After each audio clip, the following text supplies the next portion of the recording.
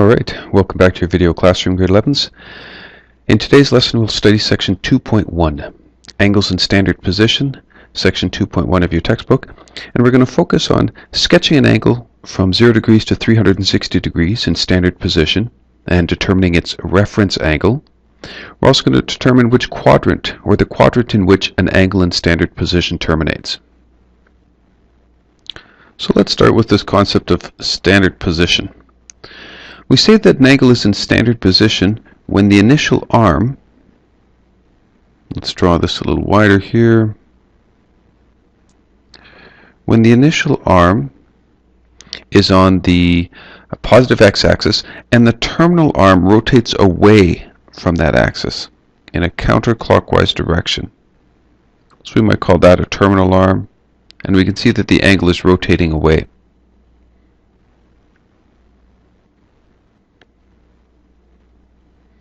Note that the vertex of the angle, the end of both of these rays, meet at the origin. So that's the intersection of the x and y axis. The initial arm is on the positive x-axis, and the terminal arm is rotating away from the initial arm in a counterclockwise direction, in this direction. We call the angle that's created theta, and theta is positive if it rotates away counterclockwise. Now we said that angles are in standard position and they're always shown on the Cartesian plane. So this is an example of the Cartesian plane, and the Cartesian plane has 4 quadrants. We talk about the upper right hand quadrant as being quadrant 1, this is quadrant 2, quadrant 3, and of course quadrant 4 as shown with Roman numerals. If this is angle 0 degrees, then this is 90, this is 180, 90 degrees later is 270, and if we do another 90 to that, we get 360 degrees. 0 and 360 are coterminal angles. We'll get to that part a little bit later. In example 1 here, we're asked to sketch each angle in standard position. State the quadrant in which the terminal arm lies. To do that, we'll start by drawing the initial arm. So the initial arm, again resting on the positive x-axis, and then the terminal arm for an angle that's 240 degrees. If this is 90 and 180 and 270, 240 is going to be between 180 and 270 and closer to 270. So we've got that. We show the arc to show which way the angle is moving, and we can say that that ends in quadrant 3. For 330 degrees, we'll start with the same initial arm.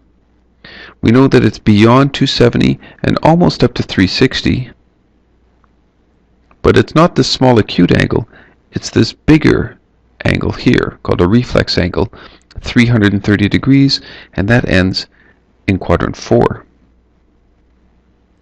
135 degrees, same initial arm. 135 is less than 180, more than 90. Right here, an obtuse angle, and it ends in quadrant 2. Now for each of these angles in standard position, there's a corresponding acute angle called the reference angle. And the reference angle is always between the terminal arm and the x-axis. So here we have a reference angle. It's between the terminal arm and the x-axis. Since this is 240 degrees, and I know that this is 180, then my reference angle must be 60 degrees. So we can say that theta r is 60 degrees.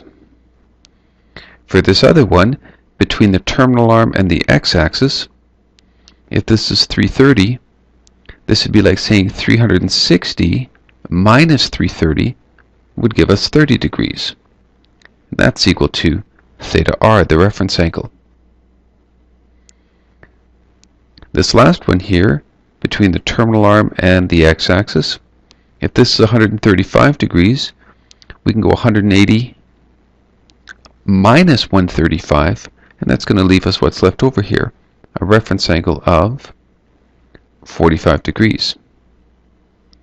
So just backing up, the calculation we did here was theta reference was equal to 180, was equal to theta minus 180 degrees. Okay, so 240 minus 180 equals 60.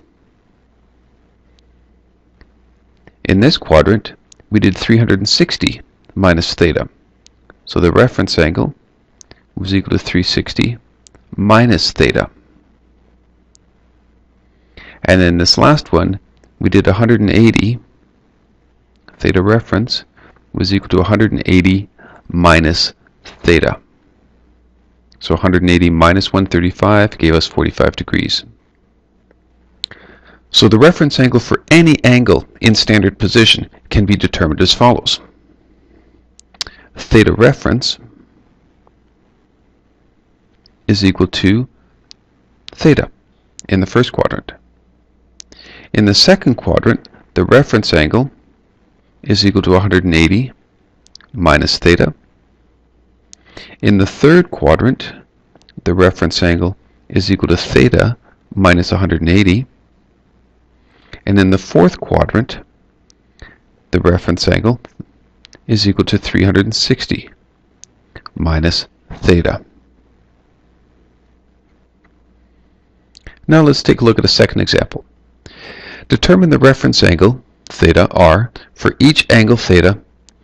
Sketch theta in standard position and label the reference angle. So to start with, we've got this theta is equal to 155 degrees. We'll draw a little xy axis. We'll draw the angle in standard position. Let's put that in green. Oops. And we're looking at 155. That's pretty close to 180. So there's my 155 degrees. Since it's in quadrant 2, the reference angle is equal to 180 minus 155, or 35 degrees. Sorry about that green. So that's my reference angle, and this one is my angle theta. So theta equals 155 degrees, and theta reference is equal to 35 degrees. Let's do that for 310. So 310 degrees ends up in the fourth quadrant. That means that we can calculate the reference angle as being equal to 360 minus theta, or 310, which comes out to 50 degrees. So that means my reference angle here, theta r, is 50 degrees. The third example is to determine an angle in standard position if an angle of 34 is reflected in each of these different axes. So 34 degrees, we know that that's right about here.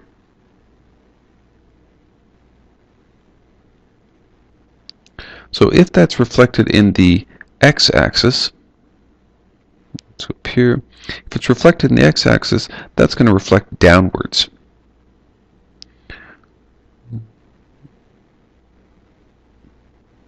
Right about here.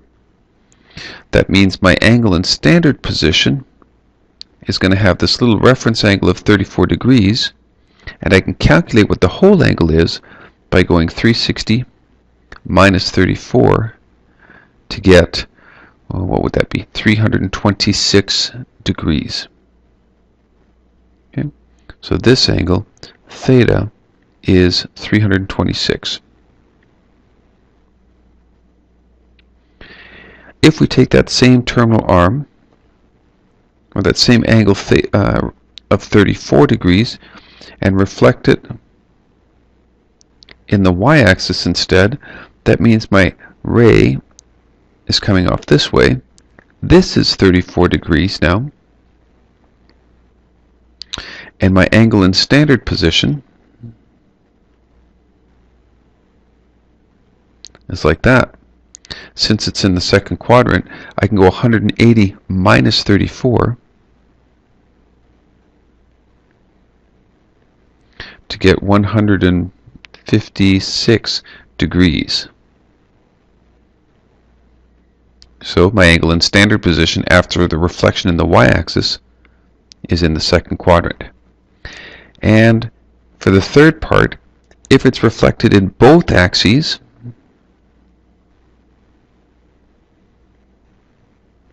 so it's reflected down and reflected across the y-axis, it ends up being just like a 180 degree rotation.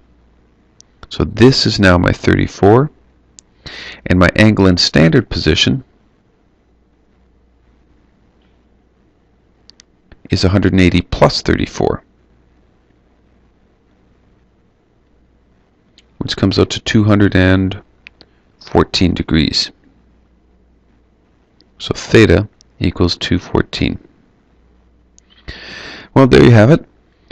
You have your assignment already from class, but if you didn't get it down, here it is from page 83, questions 1 to 7, 9, 12, and 14. All right, hope that video helps.